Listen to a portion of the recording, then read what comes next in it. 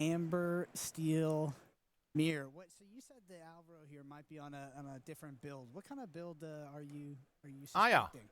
So one of some of our jetzt sehen wir ihn developers' nochmal favorite im card Stream. types Alvin are Hernandez, wir the kennen ihn schon. Aber dann location noch cards. And I think Alvaro Alvaro's deck has a Jirau little more than you might auf dem expect. We did 36. see cards like Pride Rock be a card that Steel Song played at the beginning, I believe in Into the Inklands format. But here I think we've got a little more than just that. Hier haben wir ihn. Yeah. What about locations? Ach so, do er ist the, auch what do Steel the Amber. developers like about them in particular? We're starting off with the Daisy Duck here for Alvaro. Location Deck, 28 Location. Was sind das denn für Bild? Die crazysten der Builds. Amber Steel, unendliche Variants. Vorhin, als sie den Metamaking Breakdown für Top 64 gezeigt haben, dachte ich mir noch so, oh, voll sad. Amber, die am wenigsten vertretene Color, die schlechteste Farbe und so. Was ist das? Cool to see this archetype be innovated in different color pairings. What? Casting over that match and having to do sort of the subtype check on some of these cards to see if they were knights or not, which was interesting. So the card inked there for Alvaro is actually going to be Fix It Felix Jr. It's a shift 3, 4, 5, 5 cost inkable. And it says your location gets +2 willpower. Yeah, being able to keep your locations alive for a little longer, especially Fix It Felix Deck und John Silver. Maui and What? the Amethyst threats Wow. of Madame M. Fox Mit is just a randomsten really strong way to make sure they stick around. Locations. The core of Alvaro's deck, does it center around that John Silver card like a lot of these other location decks have? Hat in er the past, Princess oder particularly Kings? Some of the Ruby Steel decks that we've seen in previous metagames. So I think based on what I'm looking Nee, at, gar keine. it has a very strong early Er hat auch game nur 4 start Knights, in ne? cards like Daisy, Mr. Shmee, and that John Ja, Silver, nur as Doc. you mentioned. And maybe it was expecting a lot of cards like Be Prepared and the Bloodborne Sisu, cards that are very not favored into locations as they stick around and continue getting you that lore. And interestingly Ach, enough, I know Bright Amber Lands, Steel yeah. historically has struggled into locations, particularly that was Okay, Leute, represented in the wow. Amethyst matchup for a while, especially as they cut down on some of the Along Came Zeuses. So they've, it's a deck that is previously What had is this trouble into gameplay? locations, not even represented nearly as much as there'll be in Alvaro's deck, but in Ruby Amethyst, just with the 4 Queen's Castle, it's always been kind of this card that can be quite good against Amber Steel. So I'm assuming, facing now this Amber Steel mirror where there's almost 30 locations in the opposing deck, it's probably potentially not a great matchup. Yeah, I love to see these rogue decks bring these matchups that these meta decks maybe aren't used to. Being able to play against 28 locations, I believe, is a tough ask. 28 Location. Ne, ich bin blown away. Wie ist dieses Matchup? Ja, da sage ich mal jetzt nix. I definitely think so. I think based on Wobei, the game sollte ich plan, doch it's wild going to mutmaßen. be playing a fast Nur early Charakter game, gegen nur Location. Boah, and ich then in that hab mid keine game, Ahnung. having multiple locations out that are difficult for the opponent to answer. Yeah, speaking of night checks, you see that location pop up in the bottom right hand of the screen here. The 7 doors mine. So during your turn, the first time you move a character, you may deal 1 damage to chosen character. The chosen character was a knight. Die beiden You deal 2 gegeneinander. instead. Ja. There are a couple knights in the list. Yeah, one of my favorite knights in this set is Doc, a Bin very, gespannt, very ob strong aggro card. Alvin es Being able schaffen to wird, come down for 2 die ganzen and Locations discard your abzuarbeiten. entire hand to draw 2 cards. Now, not very strong on turn 2. being able Was to play geht it denn later, heute? refill Ich war so your blown empty away hand, schon von der Deckliste and von just Alvin continue Hernandez. playing out small characters Aber is jetzt a auf einmal very Alvaro strong way mit to so use der him. noch viel bizarreren Liste. Double Smee Bei plus a Alvin so, Daisy ja deck okay, for verstehe ich das Alvin Konzept. Hernandez here to Ist okay, answer so sieht man, wie das Alvaro's fein early aggression. sein könnte. Aber Fix Yeah, It it's interesting to Felix Deck see um meinen both these, Locations boards, while plus playing vastly 2 different deck lists, zu geben. have very similar characters. The Daisy and Mr. Shmee very strong and common in the Amber Steel deck lists. Yeah, interesting to use the Mr. Smee to run into that location. I wonder, as Alvin, what your game plan is as the opposing Amber Steel player. Like, if you're going to prioritize actually clearing those locations, will you take sort of tempo negative plays in the form of, your Mr. Smee, which is not usually a character that you would engage with, a character that you would quest with instead. You're actually going to run into the location with that. Because do you think, what's the game plan here for Alvin in regards to the location specifically?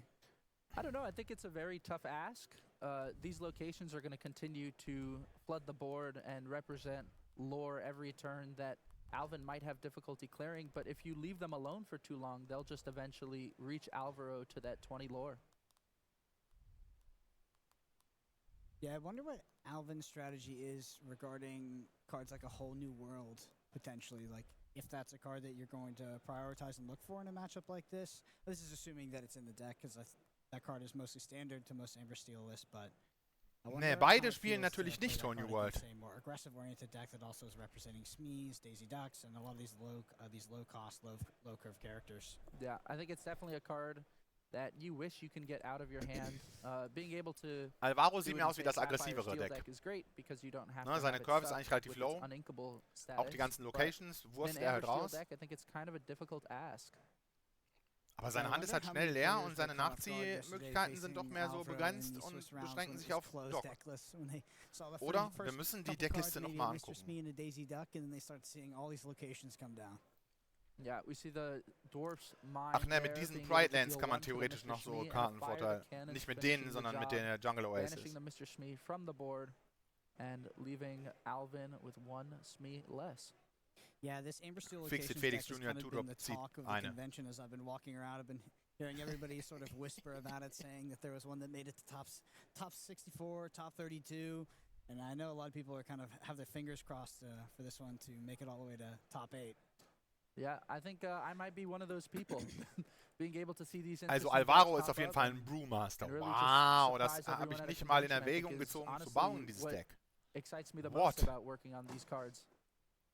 Yeah, the location decks are really interesting because I think there was a lot of players when locations are first revealed, thought about how powerful they could be into the current metagames that existed back then. Metagames where there weren't characters that could Und es challenge läuft gut locations für very well, Alvaro. and the metagames Alvin are muss often clearen. worked around cards like Be Prepared, which locations are quite good against. Oh, jetzt I kann er found it was natürlich gut always hard to nachziehen. find the balance between Alvaro hat schon a fast nichts deck mehr. Er wird that gleich noch ein bisschen prioritizes having a rauslegen. lot of locations Er wird and also hoffentlich noch having den enough Inkel characters ziehen. to still apply pressure and stop your opponent from, outpacing you on board and then das just ist doch clearing them with perfectly the inkable. characters that they had established. Yeah, it's definitely a Und das difficult Inken balance, und Daisy but und Doc. it can definitely pay off into a format where people Noch are 2 Lore machen, auf unprepared 13 for, gehen, or where vielleicht you're noch expecting a lot einen of those One-Drop irgendwie board wipes nachziehen. from Ruby decks. I wonder what your worst matchup is Alvaro. Probably maybe something like Ruby Amethyst. Ruby Amethyst, especially in the context of some of the additions to the deck, or the re-additions in the form of like Merlin Crab, is usually a deck that can be quite strong. Ja, ist das Neverland, was er dann noch gezogen hat, oder Bayou? Especially with that Madame Fox. Yep, I could also see a potential Also diese issue into Locations Ruby erkenne ich Sapphire, natürlich nie. having both the Maui that Müssen wir uns challenges gleich nach Game 1 locations schnell really nochmal zu hard, Gemüte führen, diese and Locations, the um die hideaway dann or auch erkennen Cusco zu that können. people are attacking Das ist der Bayou, is ja. probably going to cause some of these locations some difficulty.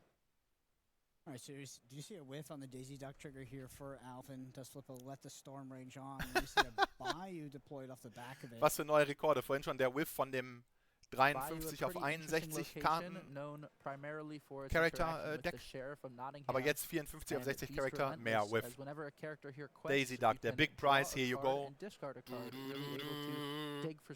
Nix. Incredible.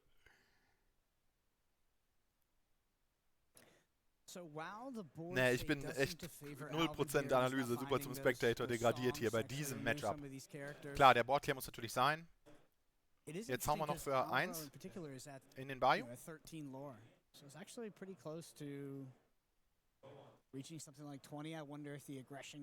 Die Sache ist, Alvin, also Alvaro ist mit jedem anderen Aggressive Deck hätte er in diesem Slot schon gewonnen. Weil Alvin halt nicht so zurückkommen kann. Also was heißt nicht zurückkommen kann? Er kann nicht unterbinden, dass man mehr Charakter ausspielt und mit denen einfach questet. Er hat so kaum Removal. Er hat schon welche, aber halt echt wenige. Ich glaube, er hat genau nur die 6 Songs. Tinkerbell. Und so Cinderella 7-Drop, aber halt auch nur in Kombination mit den 6 Songs. Kann nicht wirklich viel removen und würde deswegen einfach stumpf dagegen verlieren, dass man Charaktere spielt und mit denen einmal herausfordert. Das Problem ist, mit so vielen Locations kann einem passieren, dass man halt die Locations von oben zieht und die kommen sofort exerted, die sind ja unendlich exerted. Eine schöne Design-Choice, by the way. Finde ich cool, dass sie diese Karten so seitwärts geprintet haben, weil sie ja eben doch einfach immer exerted sind und so sieht man es auch direkt. Aber die sind schlechte Top-Decks in dieser Situation, weil die eben doch wohl von Alvins Board immer so weggearbeitet werden können, bevor die auch nur einen Lore gemacht haben. Im Gegensatz zu jeglichen Charaktern. Von denen, glaube ich, Alvaro nur so 24 oder so im Deck hat. Ne, 28. Yeah, being able to challenge with 4 strength, quest for 2. just really all you could ask for in a card that comes out the turn before Rapunzel. I do see a Chernobog in that list as well. It's a card I haven't seen in a while. Speaking of cards I haven't seen in a while, that 4-cost Tinkerbell, Generous Fairy. A Be Our Guest effect on a character is not understated how well it fits into certain Mufasa decks. I think Alvaro is getting diese a lot Tinkerbell of hat einfach credit so for frühzeitige being on Stats the und dann spicy noch kein deck, but Alvin's Tintensymbol. list Der Effekt ist looks natürlich pretty ganz nice, atypical aber as well. die ist schon overkostet. It always goes to show Ich denke mal, die hätte man auch machen können für 3. Wäre Wäre sie natürlich eine geilere Kombo gewesen mit Giant Fairy. Aber wäre ja auch fair gewesen, wann sieht man diese Shift-Line schon je auftauchen in Amber Steel. Dieser Man hätte voll verdient, dass Tinkerbell jetzt nice ist in seinem Deck. Stattdessen ist es immer noch so ein Globerhaufen Scheiße. Look at the Excuse metagame, my or French. look at a deck list, and someone asked you to name the 55 of the 60 cards in an Amber Steel list. It would be very, very challenging. There's a lot of differences and a lot of spread in terms of the lists that show up representing Amber Steel. Deciding what to do with these Lawrence and Rapunzels here. Challenging into the underworld. And again, the power of these locations here, almost denying Alvin 6 lore worth of questing. Yeah, I think Alvin recognizes that Alvaro probably doesn't have access to a lot of ways to refuel his hand and get back into this game. If he's able to take the more control. Ja, das kann man gut recognizen. Also Alvin ist auf jeden Fall der Control-Spieler in diesem Matchup. Das haben wir schon mal etabliert. Und ich fürchte, dass das Matchup auch relativ gut für ihn sein wird. Also je nachdem, wie schnell so Alvaro halt genau ist. Ich denke mal, es ist relativ gut, weil eben Alvaro so extra schlecht ausclosen kann. Alvin kann halt nicht gut verhindern, dass der Gegner outclosed, aber Alvaro kann auch so schlecht closen mit seinem Deck. Er kann nur hinlegen und hoffen, dass es reicht. Aber diese Locations machen ja auch nicht viel gegen diese Beef-Charakter. Wenn man sich mal anguckt, was Alvin da im Spiel hat. Okay, so super beefy sind sie eigentlich nicht, aber sind ja doch schon so 15, 4, 8, 4, 7, 10, 3, 4, 7, 8, 12, 13 Power im Spiel. It's pretty unlikely that they're going to be able to sort of close out the game quickly, especially if you have access to a lot of removal. Hat er jetzt das Strength of a Raging Fire, der Alvin? 1 sehe ich da schon im Discard, wie es aussieht, und er spielt nur 2. Wenn er noch eins... Hat er es jetzt gerade gerippt? Er hat es jetzt gerade gerippt. Was ein Luck. I would even hesitate to call Alvin's deck here a Steel Song. Hier, das zweite. I think it's a Mufasa Amber Steel build. Es ist Mufasa Steel Song.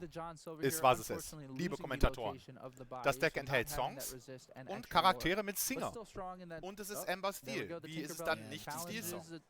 Es ist halt super atypisch, weswegen ich den Präfix Mufasa empfehlen würde. Der sagt basically alles aus, nämlich dass da Mufasa drin ist und ein Haufen Charakter. Mufasa Steel Song OP. And there's a Piglet. Alvaro ist super defeated von diesem jetzt Top-Deck, wenn der nicht gekommen wäre. So we have 2, 4, 7, 9, 11, 13, and 15 lore. So is representing game here. Yeah, Alvaro has to find a way to either win the game or clear some of these characters, and we go to next game. Schade. Very interesting. So 2 unusual builds of Amber Steel meet in the top 32 bracket. Ich habe noch nie so ein interessantes Amber Steel Mirror Match gesehen. Noch nie. It's definitely interesting when 2 more rogue versions of decks are paired into each other. Not always what you like to see, but I like to be able to see them up here and watch all the innovation. Ja, also sehen wollen wir diese Decks natürlich auf jeden Fall und super geil. Aber es ist echt schade, dass die beiden Rogue Decks gegeneinander spielen, weil ja, dass man mit... Die könnten ja dann theoretisch beide voll schlecht sein. Es ist unlikely, weil die beide Top 32 sind. Aber man sähe lieber ein Rogue-Deck performen gegen einen etablierten Archetype. Weil sonst kann immer jeder sagen so, ah nein, gegen UR hast du keine Chance. Oh ja, hast du nicht gesehen, wie locker er gewonnen hat gegen UR? Oh, ach so. Ne? Aber jetzt so, ja, hast du nicht gesehen, wie locker er gewonnen hat gegen Mufasa, Steel Song mit 4-Drop Tinkerbell? Ja, good luck mit 4-Drop Tinkerbell in Bernstein. Ja, good luck. Das wird bestimmt nicht oft dir begegnen. auf deinem Local Event. Würde ich vermuten. Vielleicht jetzt demnächst doch mehr. Moment, wir müssen jetzt doch aber nochmal ganz kurz hier rüberschalten, um uns diese Locations anzugucken. Also das ist Neverland, genau. Das ist diese... Okay. Ach, das ist die einen returned. Und das kannst du banishen, play a character from a discard for free. Das finde ich, glaube ich, voll schlecht. Das werde er bestimmt nie machen. Das hier wird er so vielleicht mal irgendwann machen. Diese Mine wird er schon mal besuchen gehen mit Doc auf jeden Fall. Diese Pride Lands, er hat gar keine Prince oder King, ne? Ja, 0. So interesting to see it come back up and make its way back into the Nottingham hat er noch in seinem It's interesting to see what I think is a more Mufasa character-heavy Amber Steel list in Alvin's hands, but also running those songs for the Cindy. I wonder if there's ever times where that Mufasa reveals a Let the Storm Rage On, unfortunately. Ja, klar. Das kann gut passieren, dass der Mufasa leider mal den Let the Storm Rage On revealed, aber...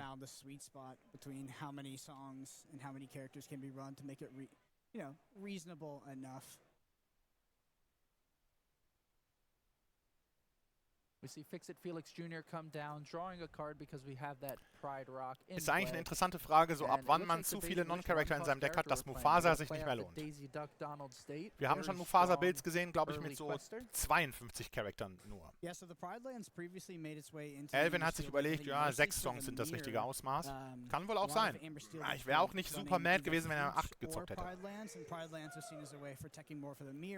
And I think opposing steel decks where the flutes were mostly there for Ruby Amethyst and Ruby Sapphire.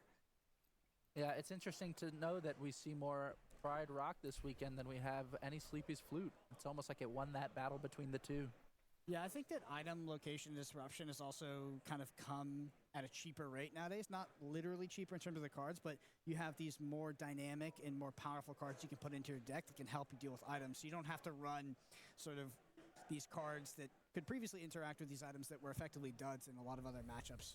You know, I'm really looking at Cusco there, which is effectively also just a body that you can play. Yeah. Cusco really shines as a character, I believe, with 2 lore compared to the old answers that people were playing in cards like Rise of the Titans. Not always a good card when you're drawing off the top of your deck. Okay. Boah, dass ich echt diese Location nicht mehr erkennen kann. Das eine ist Nottingham, dann das andere ist Pride Lands, das große. Just looking to stabilize, pull ahead in card advantage, remove as much of Alvaro's threats as possible, clear the locations, basically not quest and then turn the corner. Ich glaube, ich würde jetzt try to win in that sort of 1 to 3 Captain Hook range.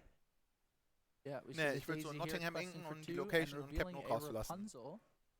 Not a bad ad while that Lawrence is in play.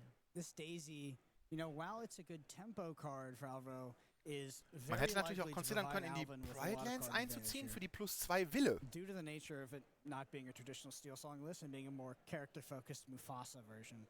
Wobei die Pride Lands sind dann einfach weg und dann ist die Daisy trotzdem weg. Ah, das hätte sich nicht gelohnt, weil die Pride Lands schon zu viel Schaden haben. It's a lot harder to answer these high-will 2-questers that Alvaro is playing down, as well as these locations. Yeah. Honestly, the Lawrence feels like such a good card in this matchup. Ja, Lawrence ist super, der Boss daran, diese Locations abzuarbeiten. Challenge those locations without taking any damage back, just being able to retain it. Lawrence usually pretty good card, but struggles. Crazy, dass einer von den beiden sich gleich auch noch so for sure qualified für die NA Champs. Die wir uns by the way auch angucken werden natürlich im Januar. Plug. Vorher kommt aber noch die EU-Champs im Dezember. Interessant, wie die Wochen vor der anderen ist. Bestimmt, damit die Amis schnell noch gute Listen kopieren können. Wobei ich gespannt sein werde, inwiefern Leute demnächst diese Listen kopieren für ihren Playtesting-Gauntlet. Weil jetzt, wo man die Decks sieht, man kann die natürlich so, man muss nicht unbedingt so dagegen Metagame. Man kann die von mir aus getrost vernachlässigen. Aber zumindest jetzt, nachdem man die beiden hat spielen sehen um Top 16, sollte man zumindest die Listen kennen. Und so das Matchup erkennen, wissen, was man macht. Was machst du denn, wenn ich Turn 1 Mufasa Inc. und leg Cinderella? Hoffentlich kannst du mir dann direkt sagen, ah ja, dein Deck ist bestimmt Bololo. Turn 3 kommt bestimmt Doc und dann Turn 4 Tienpo, ich sehe es kommen. Aber wenn man das nicht kommen sieht, ist es ja noch schlimmer. Yeah, Alvin's in a very, Der very good Rogue-Faktor, spot right wirklich now. immer spannend, wie viel Prozent der ausmacht. Very much ahead on Ich cards. würde schätzen so 5 bis 10 Ahead on board. And Prozent Matchup, the die du threats einfach that einbüßt, wenn exist on the du board nicht right now weißt, are not was too Sache scary. ist beim Gegner. Yeah, Alvaro only at 6 lore, not that big of a In diesem jump Spiel ahead. sehen wir Yeah, jetzt so I think that's langsam one of halt the mit few Set times 5 that this, dann... one Cinderella has, Also wir sehen mit jedem Set eigentlich immer so ein bisschen mehr die Yeah, when you're able Possibilities der to Innovation kommen, ist challenge ja into eigentlich a auch klar. location without taking any damage Das back, Format wird challenging immer with größer. Cinderella is not too Bisher, bad. vor Set 5 hatten wir ja We see so, the dock here come es in down, Magic-Begriffen drawing auszudrücken, back. Alvaro, Block 2 constructed, cards, mehr oder super weniger. strong card when your hand is empty. Yeah, the dock is huge, and I think that's probably one of Mit the cards Set that 4 came ging out es vielleicht dann schon so recently los in mit Set 5 Standard. that has actually given this deck the reach Wenn wir so it 6 bis needed 8 to Sets be haben, more dann competitive. kann man mal was I brewen think on und top ab of that, darüber dock has hinaus also wird es dann seen a sogar lot of play crazy, in was man nicht alles decks like bauen kann. Amethyst Steel, decks that run very low to the Zumindest wenn man ground sich and are able orientiert to an refill their hand on Magic. those key turns. And especially being able to be bounced back with cards like Nicht, als hätte Madam ich nicht auch Snake 1000 or andere Fox. TCGs gespielt. Ist es Dock da was überall auch also so? a crucial weiß ich nicht mehr. card in the Ruby Steel deck Ist auch that jetzt we saw show up Nicht in Zeit für Vegas. diese You know, die both Tour. being this sort of Stattdessen very sollten wir aggressive gebannt card that aufpassen, can was help hier you move geht your hand, und but hoffen, dass also Alvaro being a gewinnt. knight for some of those locations that actually check for it. I think actually I saw a copy of Doc in Zan's list yesterday. So Aber es maybe sieht he's super aus playing für that Alvin, for weil the er Game game 1 schon as gewonnen well. hat on the draw. Oh, that'd be super interesting. I Das haven't heißt, seen selbst that wenn er jetzt list hier yet. verliert, hat er gleich noch Game 3. So clearing the Lawrence here, challenging with the Captain Hook to put that 3 damage on, making Lawrence strength go back to 0, and then Daisy will challenge in and take no damage herself. That's a great example of how powerful Lawrence is in this matchup, where Alvaro has chosen to quest with all of his characters on previous turns, actually chooses to take the opportunity cost of not questing and go ahead and remove that Lawrence. Man You know, with hätte den something Smee like a Daisy getradet Duck haben können mit plus Doc, the Captain Hook, the Daisy Duck being the bigger außer er wurde gerade erst opportunity gelegt, because it's a two was quester. vielleicht sein kann. We talked about the perfect pairing of Lawrence and Rapunzel, but Rapunzel and Mr. Shmee is also very strong. Mr. Shmee putting that damage on top of him if you do not have a captain while he's exerted. Yeah, so Alvaro does have 2 cards in hand because of that dock. So, you know, if he potentially draws into another dock. Heißt er nicht could be Smee? Er nennt ihn decent immer so spot Mr. here. Schmee. Ich weiß nicht, ob das ein Sprachfehler ist Outside oder of that, I witzig feel like Alvin sein is soll going oder very, very far ahead right now. er es nur nicht weiß und denkt, er definitely heißt agree. Mr. Schmee. Oder ob ich That mich Mr. irre und es Shmee wird with that Indeed 3 Schmee strength ausgesprochen. able to really put a big dent into those locations. Aber dann hätte ich doch irgendwie noch ein H Those gerne cards like gesehen. Rapunzel, Oder vielleicht who sogar ein are CH, wenn man drawing extra Al- fancy who sein is will als drawing Alvin Amerikaner. a decent amount of cards, is not really able to hit them for that much other than that 1 strength.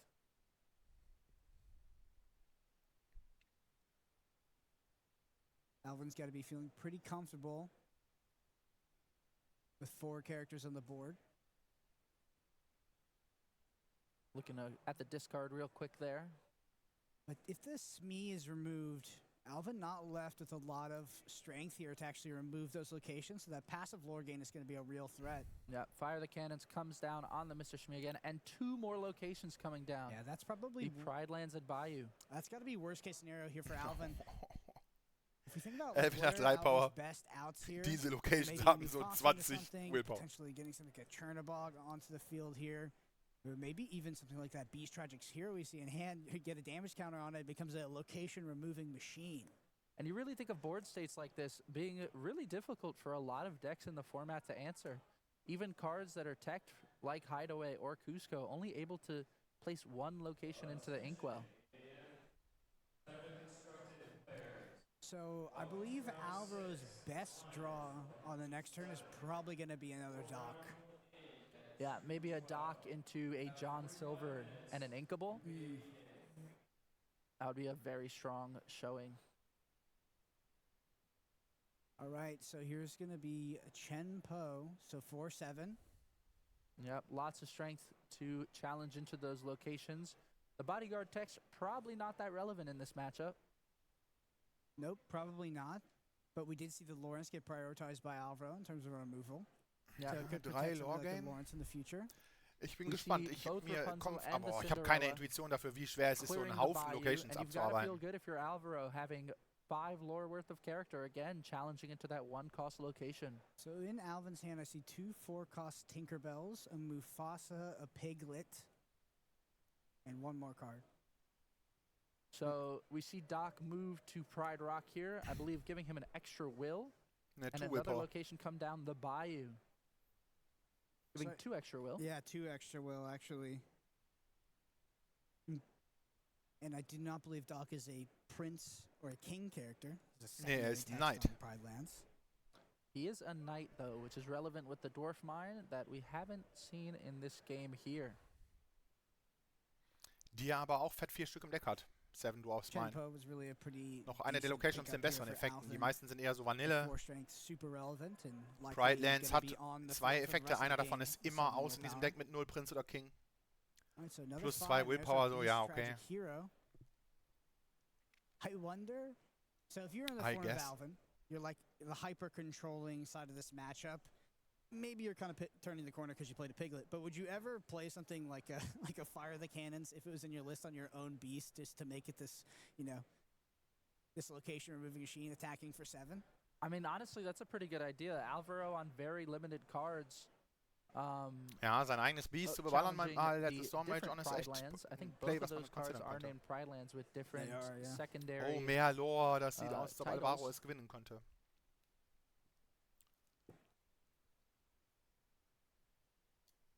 Moving Doc to the Bayou, being able to quest there and draw and discard a card, maybe looking for that John Silver or an extra Doc. Yeah, it looks like Alvaro's going to be able to close it out on the back of all these Ja, locations. Doc to the Bayou coming soon. Alvin does not have the strength to take them down. Oh, that's got to be it. That John Silver coming down with resist +3 and 3 extra lore. Yeah, you mentioned best draws here for Alvaro, and while they didn't come in the sequence that you talked about, it was pretty close. Ja, 1-1, aber dann können wir gespannt sein. Game 3, was wird da gehen? Alvin hat leider echt nicht so die mächtigen Challenger, ne? Das ist nicht Alvins Deck, das ist Alvins Deck. Cinderella und Daisy Duck räumen nicht so super ab. Mr. Smee schon. Und Lawrence. Das sind halt die Guys, die du willst. I know the lore disparity is 18-2 here, but I actually feel like this match was very, very close. Alvin was a few sort of removal songs or a few high-strength characters away from actually... Ja, er hat keine few high-strength Charakter in seinem Deck mehr. Due to that Piglet and all these Was will er da machen? that exist on the field right now. Yep, currently representing 11 lore on Alvin's board. It really just makes you think if one more turn was had, maybe this could have gone differently. So we see the Tinkerbell coming down, maybe looking for a certain character to remove this John Silver here. Yeah. Not sure what would do it. I think it's going to be one turn too late here for Alvin. That is kind of the risk you run when you play these Mufasa decks with lots of characters. You're able to keep that card advantage up and have a strong board presence, but you don't have a lot of removal tools. Yeah, I have to assume, especially in the context of the John Silver, this game is over. No way you're going to clear 3 locations. And John Silver, you know, even with 1 location left, is going to represent game. Maybe has the song to remove it, but no. Looks like we're going to go to a 1-1 here. Yeah, really maximum gameplay dieser crazy decks. Yeah, I really like Alvin's. Mein Commentary ist hard biased, weil Alvin sehen wir jetzt schon zum 2. Mal und sein Deck ist ja auch gut und alle, aber 28 Location, come on, Leute. Sowas haben wir echt noch nie funktionieren sehen. Ich glaube, ich habe schon mal so 16 oder 20 Locations gesehen, aber 28, mein lieber Scholli. And really just figure out that game plan in the first 2-3 turns. Absolutely. Well, let's head back down to our feature match for round 3. This is going to be Alvin on the play, which against any more aggressive-oriented deck is a huge advantage. It looks like they've altered here, and we're going to see a Daisy Duck. I guess part of the issue with the location deck is you're not able to challenge into these early game characters like Daisy Duck that well. Yeah, Daisy Duck is really interesting. I don't macht think erstmal seine eigene Daisy Duck. Quest with this Daisy Duck outside of ending the game with it, because you know Alvin's game. Daisy Duck, die super Whiff-Parade. Wie viele Charakter hat dieser Guy? 28, 32? So I wonder what the cost is of refilling Alvaro's hand Aber with Hit. Characters, because that is very conducive to Alvaro's gameplay. And that being said, Alvaro has tons of whiffs in the deck in terms of locations. Yeah, starker Start für Alvin. Hat er auch noch den Lawrence. Naja, aber immer den Pete und den Doc. Perfect turn 2 that you want to see. Really lucky in not hitting a location there. Really lucky ist jetzt auch übertrieben. Game 3 on the draw. Er hatte Fett. Was sind 28, 60 denn für eine Percentage? 14, 30. Definitely not the card you want to 7 see early in the game here. Especially considering that Alvaro's not going to remove any of your characters, most likely throughout the game. 1,4 Drittel. Is probably just going to be an unplayable card. Oh, well, Lawrence does come to hand. Ah ja, so 47%. Might actually get removed. Wobei das ein bisschen lower wäre, weil wir gesehen haben, dass eine Daisy schon im Spiel ist. Die hätte die Mers ein bisschen noch nach unten It's almost like beeinflusst. you're dodging something when you're not Von Alvins Perspektive aus. Von Alvaros Perspektive war es noch anders. Wow, noch ein Charakter. Alvaro's going to draw another card as we see a character on the So top lucky. here with the Daisy Duck trigger. Ja, beide haben so den gleichen Draw, aber Alvin hat halt angefangen. Alvin legt jetzt auch noch Doc. Ach ne, Alvin legt jetzt auch noch Lawrence. Oder legt er nicht doch Doc jetzt? Nee. Yeah, I wonder if that's just kind of how the Gestern habe ich es noch gesagt, wenn man nicht weiß, ob man Mana Acceleration, ob man so Ramp legen soll oder was anderes, Play Ramp. Der Doc hätte sich ja amortisiert über ein paar Runden. Wobei der natürlich abgearbeitet hätte werden können von Smee. Daisy Duck into Smee into another 2-quester, into potentially another 2-quester. I don't really see a great turn 4 here for Alvin so far. Does have access to the turn 5 Mufasa. Ja, ich weiß auch nicht so genau. Der Turn 4 wird nämlich gleich echt mau sein, weswegen ich doch considert hätte, den Doc zu legen, um Mufasa schon rauszupressen in Turn 4. Natürlich, vielleicht rippt man ja noch die Tinkerbell 4 Drop aus der Daisy. These characters like Daisy or Mr. Smee and slow down that lore game. Alvaro muss super wide gehen jetzt. Wie wide gehen kann er denn? Mehr Daisy. Oh, er spielt den in die Tinte. Ah, er macht Daisy, Daisy und Location. Location ist natürlich mehr so eine Verschwendung. Aber ich würde es, glaube ich, trotzdem machen, weil man ja im Lore Race auch irgendwie so aufholen muss. Daisy, Daisy und Location ist stark. Weil das halt am meisten Lore repräsentiert. Man kann ja nicht nur straight racen, man muss irgendwann mal Alvin so Angst machen, dass man ihn überholt. Damit er sich dazu genötigt fühlt, anzufangen mit der Kontrolle. Was dann potenziell der Anfang vom Ende ist. Ne, es gibt nur Daisy und Smee. Finde ich eigentlich ein bisschen weak. Alvin, I think, still lacking a great turn 4 here. Unfortunately, has probably drawn the one of Chernobog in the opening hand. Yeah, not a card you want to see early. Much better in the later game. And yeah, finally whiff. Daisy whiff on that Nottingham. Alvaro's Luck konnte nicht unendlich anhalten. Jetzt kommt Doc finally in Turn 4. Being able to play those larger characters in hand for a little cheaper. I guess probably best case scenario would be something like a Rapunzel coming off the top here, because you could clear a Daisy Strength Duck of a with Raging Lawrence Fire. On the following turn. Nee, let the Storm Rage on. So wird man das ballern auf den Smee. You really want that one-for-one trade. Könnte man machen mit Lawrence. Yeah, there's also maybe a world where man könnte allerdings auch Lore machen. Lawrence, to get that maximum value off that potential Rapunzel draw. Yeah, look like let the Storm Rage on here, move to the front of the hand. No, but Alvin is just gonna quest. 4 Lore werden gemacht. Na klar, er ist ja auch noch vorne. Ich würde auch nicht unbedingt jetzt anfangen. Der Gegner muss erstmal so zeigen, dass er im Race vorne sein wird. Weil wenn Alvaro anfangen muss zu traden, wird es schlecht. Alvins Deck spielt hinten raus besser als Alvaros, möchte ich wetten. Dann wiederum Alvaro muss Angst haben, dass jetzt gleich GN OP kommt in Turn 5. Und dass deswegen jetzt so der letzte Zug ist, wo man überhaupt noch abarbeiten könnte. Ja, okay, das passiert, weil Daisy das überlebt. Fair. If I was Alvaro, I think I'd really be hoping for something like a aber dann noch Smee und Daisy into Daisy? We saw it in the earlier games, but being able to turn off the strength on that Lawrence and then challenge safely. Das kostet halt schon 4 Lore. Aber nee, das macht er so 6 Lore einfach und geht auch auf 12. Aber das ist zu schlecht. Alvin geht doch jetzt einfach auf 18 und wie willst du das verhindern dann, dass er einen Charakter nachlegt und mit dem er kundet? Alvaro hat sich jetzt selbst defeated, glaube ich. Achso, nee, außer er representet selber Game nächste Runde. And our second following right behind it. Ist es? Ach so. Er geht auf 12 und er droht an, dass er schneller gewinnt. Das heißt, wow, echt ein klassisches Damage Race. Alvin kann jetzt nicht einfach auf 18 pushen, sonst ist er defeated. Definitely a big ask for Alvin to clear, but weil Alvaro jetzt 10 Lore im Spiel hat. Sodass in Wirklichkeit Alvin schon 2 Sachen clearen muss. Ein Charakter und eine der Locations oder noch ein Charakter. That means you have to clear at least 5 lore worth of usually characters, but in this case, locations as well. Let's be real. Like, if you're Alvin, you have to clear 3 characters, right? Yeah. There's no way you're clearing... Like, the locations are just a bad rate. I guess... Ach stimmt, du musst 3 Charakter sogar clearen. Die Kommentatoren sehen es besser als ich. Interessant, dass das auch mal passiert. Ach so, bin ich immer noch in der Deckliste. Ich bin echt so dumm heute. Tut mir leid. Questing with Doc, interesting here. Playing out the Tinkerbell, that does a lot of the work for you. Huge here. Huge.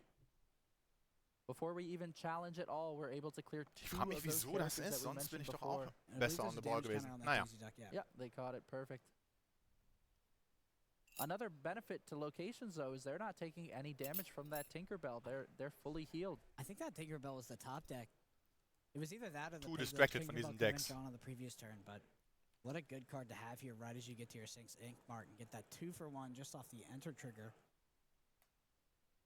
Yep, probably going to run that Daisy Duck into the Mr. Smee, then potentially run the Lawrence into the other Daisy Duck with the 1 damage counter on it, or does the math on how much questing needs to be done, just takes Alvaro off game, quests, and then forces Alvaro to... Aber das sieht jetzt richtig gut aus für Alvaro. Er hat noch die Kurve gekriegt, er war behind, aber jetzt hat er doch... Those locations are really not helping you crack back. Na, Alvin muss immer noch einen Charakter clearen. Interesting because, yeah, if you take Alvaro off of game here by getting rid of the Smee, Alvaro is not clearing any of your characters with 2 Daisy Ducks. So all you really got to do is get rid of the Smee and then represent game, so represent 8 lore. Man könnte so... Wobei, nee, doch. Alvaro wird was clearen. Wenn du den Smee wegmachst, dann werde die Daisy Duck doch zurückchallengen können. Was ein Combat. Weil jetzt hat Alvin natürlich wieder Lethal. On board. Ja, okay. Daisy Duck kriegt jetzt allerdings 3 Schaden, kann doch wohl zurückgetradet werden von Daisy Duck. Achso, ne, er ist schon auf 16. Ja, dann ist nichts mehr los. Alvin gewinnt leider doch. Damn. At least 3 of these characters from Alvin's board. Daisy could challenge into that Daisy and get rid of one of them. So I think Alvin's at 16, so you do have to clear 3. There's no way, right? Ja, es geht nicht. Alvaro ist defeated. Great play from Alvin, though. Navigating his position in the matchup expertly. Knowing that Alvaro's ja, expertly navigated, einfach on the play zu sein und dann schneller zu sein gegen den Gegner, der so die gleichen Karten ausplayt wie man selbst. I think maybe there's a world where you hope Doc draws you into a good handful of Fire the Cannons. Yeah, I mean, so we've seen 1 Fire the Cannons on this list so far. Yeah, so there are 4 in the list. So yeah, that's probably it. So you ink, you play the Doc, you have 3 left over. Even if you draw 2 Fire the Cannons, you Ach so, still Fire lose, the right? Cannons sind in seinem Or, Deck. No, you quest in. Yeah, I think stimmt, das hätte man jetzt noch machen müssen. Writing on the wall. And it would not have been the Das hätte theoretisch noch passen können dann. Amber Steel Mirror, 2 Amber Steel lists that probably are not representative of the rest of the room or the rest of the list in the top 32. Ja, crazy Decks, die wir da gesehen haben, weiß ich nicht, wie ich das beurteilen soll.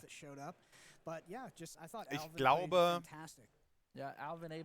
das Matchup war eher guaranteeing that invite to Continentals. Für das Mufasa Steel Song Deck. Vor allem on the play. Ich denke, es ist nicht gut. Das Matchup ist mit halt, aber dadurch dann der Jirau gewinnt. Wer im Best of 3 generell der Favorit wäre insgesamt, wahrscheinlich auch das Mufasa Deck. Naja, Interview Time.